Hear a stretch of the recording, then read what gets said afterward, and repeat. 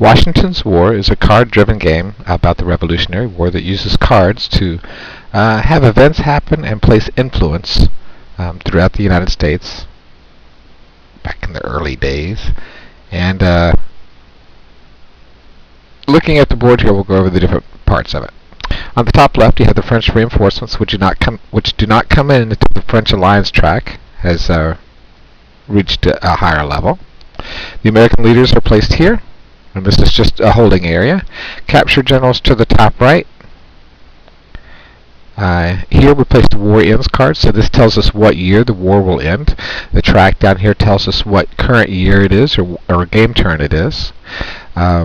The British reinforcement cards area here is where the British will place their reinforcement cards as the event happens for them to bring on more units onto the game. The Americans get two choices, or two chances to do that, where the British only get one. So that is why there's one British and two Americans.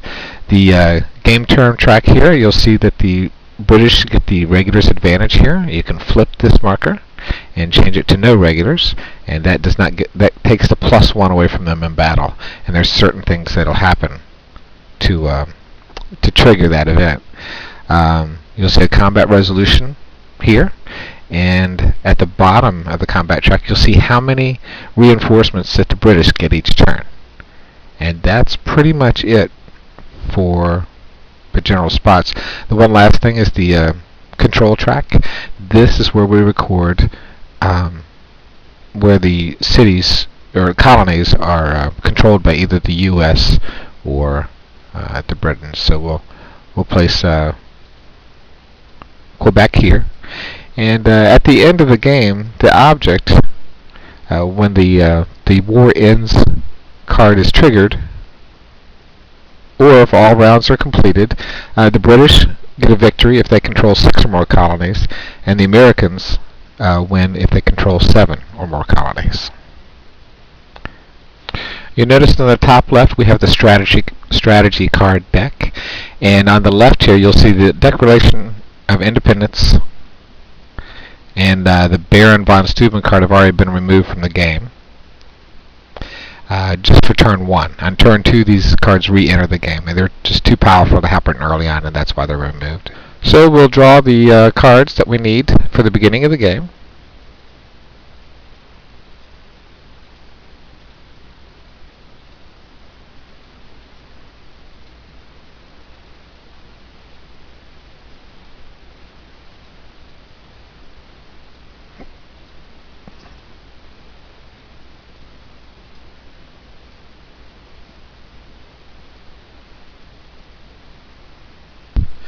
And so in the rule book on page 5, you'll see the basic setup at the bottom.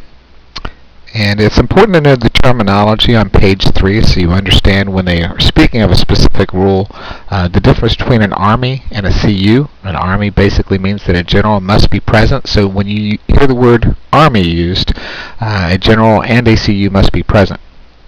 This is important to know, especially during the political control phase, and it's pretty key to what can and can't happen. So in the VEST module itself, it's already got the British set up with their 2 CU in Quebec, and the other information listed at the bottom there, and the different colonies. And the same with the Americans' basic setup. So the next thing that happens is that the Americans set up 13 units. The Americans place 13 PC markers, 1 in each of the colonies, in any space that doesn't contain a playing piece. So I use the victory track marker on the board to help keep track of that, because this isn't in play yet. So I'll just place my PC markers here for now, and Quebec's already, or Canada's already taken. And I'll go ahead and place some pieces on the board just so you don't have to wait. So again, I just used this area to the right as a control marker, or a PC marker holder, just so I can keep track of, which PC markers I still need to place. So before you place your PC markers onto the board, it's important to understand how isolation and some of the concepts of the game work. There's a great player aid that you can download from the geek called Major Scholtel's washingtonswar player aid or something like that. But it's really good as far as breaking down the events that can happen in the game, how events happen, discarding an event card, special events. But the most important thing to understand is attrition, or PC marker isolation. So understand this example. It's sort of like a chain of supply, that if an American unit is here, it needs an empty space to be able to maintain that PC marker. If he's completely surrounded, then he switches over to the British side during the isolation phase. In this situation, he can trace a chain of supply to a general, so he's okay. And in this situation, he can trace to a friendly American CU, and in this situation, he can trace to the Declaration of Independence. So it's a great examples on there, help understanding movement, how movement works. The British can only move 4 spaces. The Americans can move 5. So since the rules are so different for each side, it's really nice to have this player aid to help each side get used to what they're allowed to do. As you can see, the Americans can move 5 spaces here, and on this player aid here,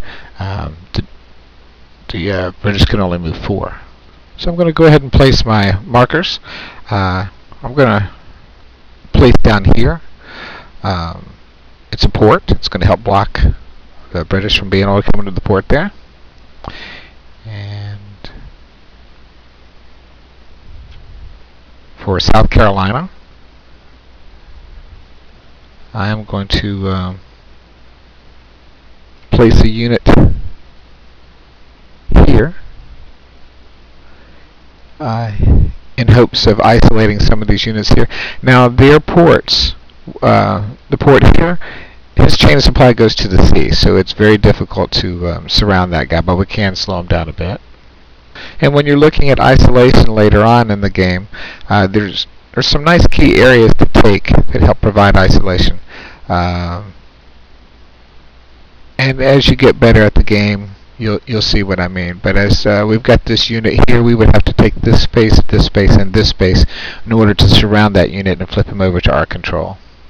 I'm going to go ahead and place the rest of my markers. And just a quick note, you've noticed I've set up this unit as being surrounded already. He's got 1 space open, so if I can find a way, if I've actually moved this unit up into here, he would have had to fight to get that unit back. I'm sorry, not there. And also, you'll notice that the square markers, this is the winter attrition line, and that Americans always take attrition no matter where they are, but the British, if they're above that line, they have to go into winter quarters to avoid losing units, and basically you roll for it. So if a British unit is inside the square, he is safe from winter attrition. I'm also placing one in Wilmington because I do not want those British guys to come in and run right through Philadelphia, which can be a real problem for me. It disperses Continental Congress, and the Americans won't be able to play operations card for the remainder of the turn. If the Continental Congress is dispersed, the Continental Congress marker goes up here, and the next turn, the Continental Congress chooses where they come back into the game. You'll notice that Delaware only has 1 marker, and we get a control marker coming in for Delaware. Since there's already one there, Wilmington, there's no need to place another marker, so we're gonna lose that one automatically. Okay, so now that the Americans have placed all their markers, the British gets 2 PC markers to play anywhere within using daisy chaining rules. Essentially, they can place here, they can place here, they can place here, and they can place here. So if you have influence or port, a port is automatic influence, and if I'm not mistaken, you can place one directly on a port that is open. So for instance, if we wanted to take Yorktown, that would help establish control in Virginia and give us leaders into not leaders, but leading points able to sprout off and take PC markers and get control of this area. Interesting things to think about when you're thinking about PC markers is that some states only have 1 or 2 or 3 areas of control. So if you get 2 in there, it's very easy to take control of those states. It's also very easy to lose. So if somebody comes in and starts flipping your markers back to their side, but if you establish something as large as Virginia, it's very hard for them to take it back because they have to spend a lot of operations points in those areas in order to get those areas back. So that's it for the setup. Next, I suggest looking over the sequence of play. And the next video is what we'll be talking about is the sequence of play and getting started with the game.